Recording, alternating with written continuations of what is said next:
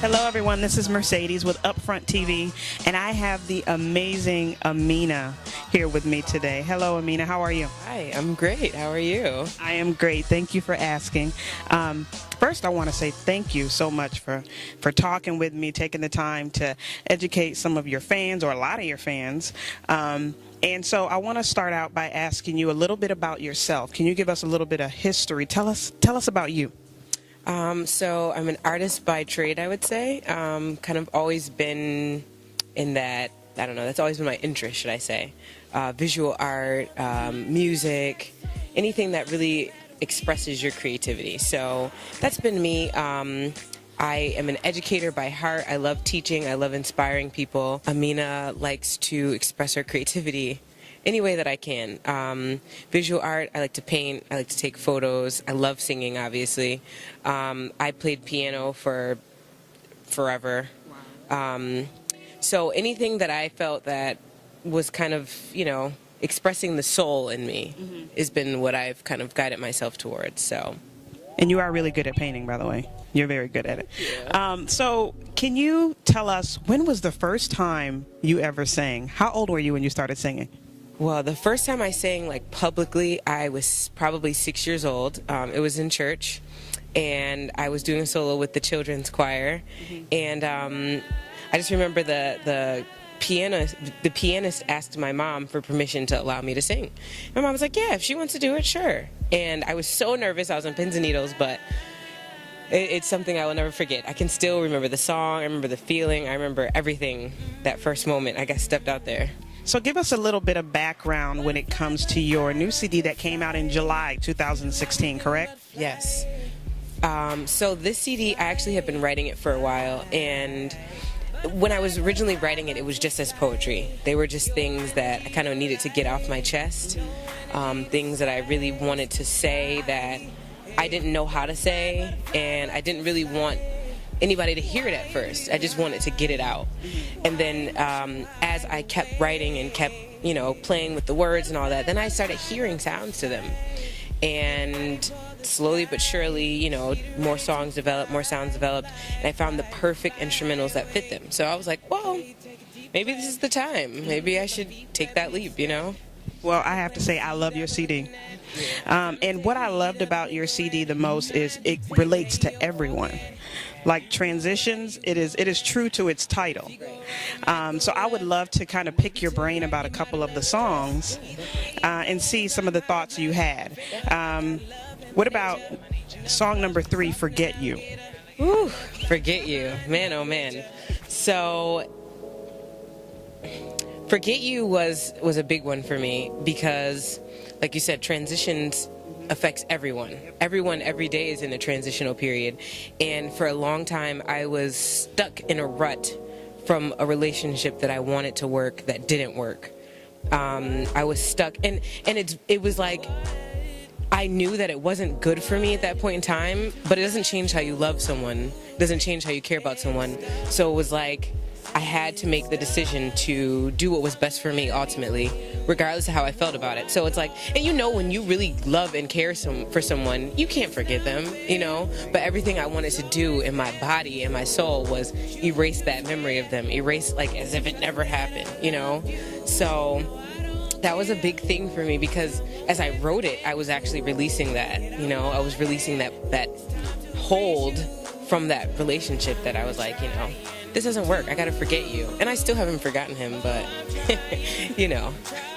Well, I do love in your CD how, number one, we can feel what you're saying. So we know it's real. But number 2, you're not ashamed to talk about some things that maybe we don't talk about as women, or just relationships, period. So what about number 6, frequency? Frequency. So I was always told as a young person, my parents, are big on euphemisms. So birds of a feather flock together, Yeah. And that's always been something I've lived by. Birds of a feather flock together, So I realized that the people that are the most powerful, the most positive to me are the people who vibrate on the same frequency as me, the people who kind of resonate with where my thoughts and my energy is. So when I was thinking about the song, I heard the beat and I'm like, And it's an old Jay Dilla song, so I'm like, ooh, this, it automatically made me think of how I feel when, I'm connected with somebody else who thinks like me, It's almost like giddy, like, yes, you get me, you feel me, So it's like being on that same wave, that same vibration with somebody is just an overwhelming feeling. That's good stuff. Now, this last one I have to ask you about, I have to tell you, I pulled out my phone and went to Google, and I looked up some definitions on this because I'm like, wait a minute, what is this talking about? But once I looked it up, it became one of my favorites. So let's talk about number 10, sapiosex. Yes.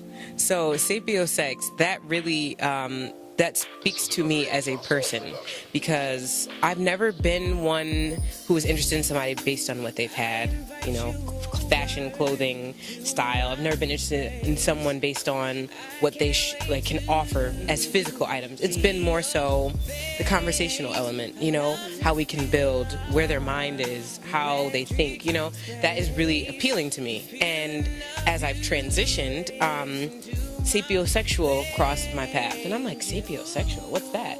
And that's someone who's attracted to the mind, someone who literally is stimulated by someone else's mental capacity. So I was like, I don't even think they think on that wavelength, and all the music now is just about very vulgar, open sex. Like, it's not really anything else. It's like, this is what I want to do, and this is what I want to do to you. And it's like, there's more to life than that, and there's more to attractions than that. You can be attracted to somebody by having a conversation with them.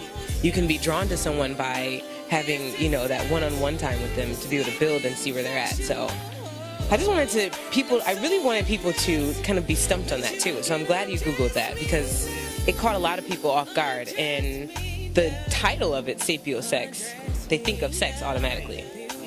But then when you hear the words and you hear what I'm saying, then it's like, okay, that's what you meant.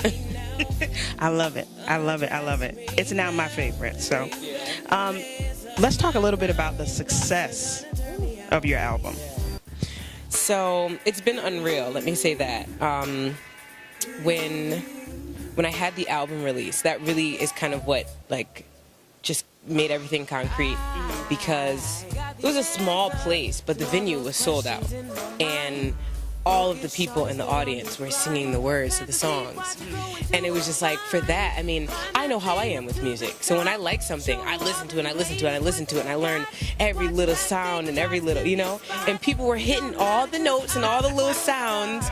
So to me, it's like, that must have really touched people. And also the difference in the amount of people and who they were that touched them. Older people, younger people, any race, any sexual orientation. It didn't matter who it was, that it touched everyone, I have friends who are telling me they're 2 and 3-year-olds. Mom, can you play Frequency? Kids, even the babies loved it. And then, my dad's friends who are in their 60s were at the show, and they have the album and they love it, And my neighbor who's in her 70s has the album and loves it. It's like, church people who they only listen to gospel. They make that clear. I don't listen really to anything else, but I'll give it a listen, and love the album. That spoke volumes to me, Well, I listen to a lot of gospel, but this is in my CD player. That's real. So what would you say, since your CD release, you have gotten out of this whole experience? Confidence, honestly. And it's been something I'm not ashamed to say. I've always struggled with confidence in myself, really, because of the fear behind that. The fear of how people would perceive you, the fear of what people would think of you, just the fear of rejection, And so I've held myself back for so long based on that fear. And now, knowing that, this was so rough to me. This was something I'm like, I don't know how people feel about it, but this is my baby. I'm gonna put it out there. And then the way people have received it is such a major confidence boost. It's like, okay, so you did that and you doubted it, and look how it came. So imagine something that you're 100% both feet it. You know what I mean? The effect, the outreach, the everything for it will be so much different. So.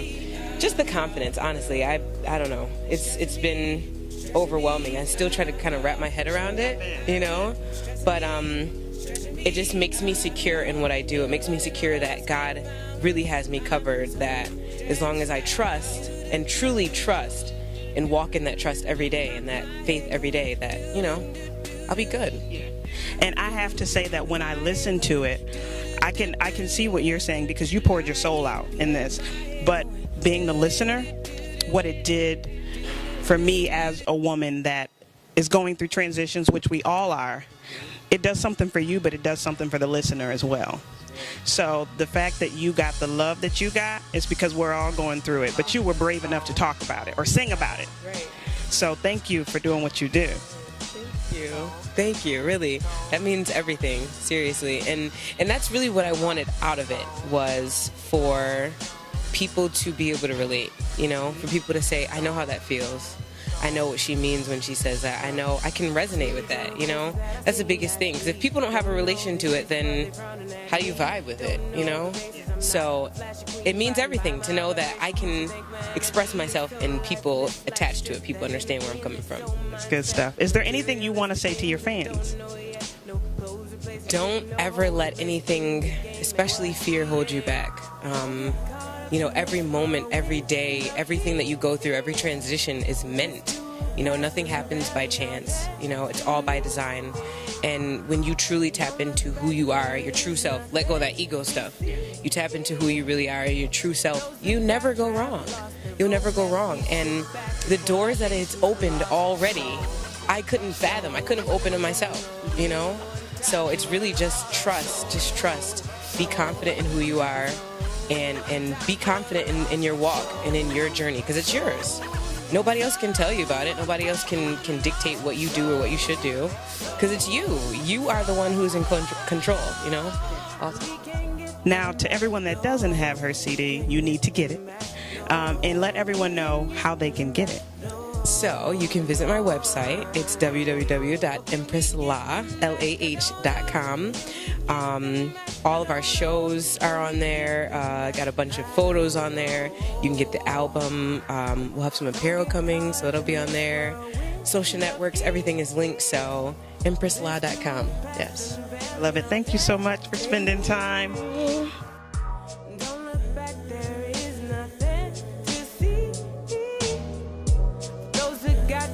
Lost the roadmap, we sit back and pour libations for lost. So